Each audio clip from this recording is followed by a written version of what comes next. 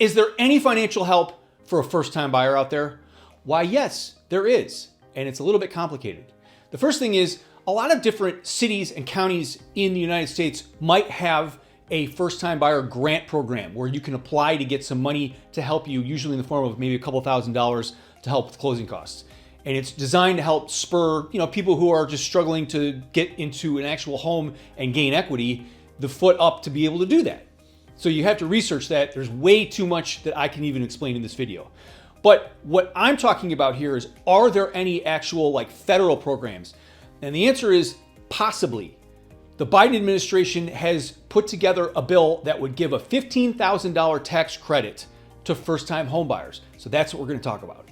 So what a tax credit essentially means is it's not like the federal government's cutting you a $15,000 check when you go to buy a house. Instead, you're going to be able to deduct $15,000 off of your taxes in the year that you buy a house. But there's a couple parameters. Number one, you can't have bought a house in the last 3 years.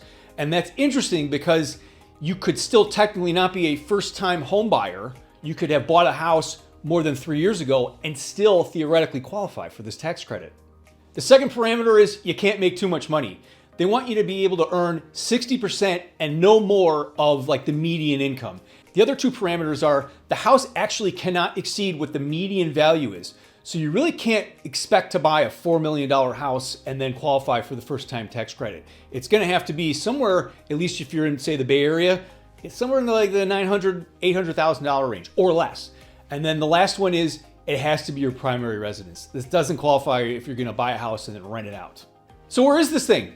Well, you're gonna have to call your congressperson and ask them because it's above our pay grade. All we know is that it's a bill, has yet to become law. If it does, we'll let you know, but we don't know where it is in the whole works.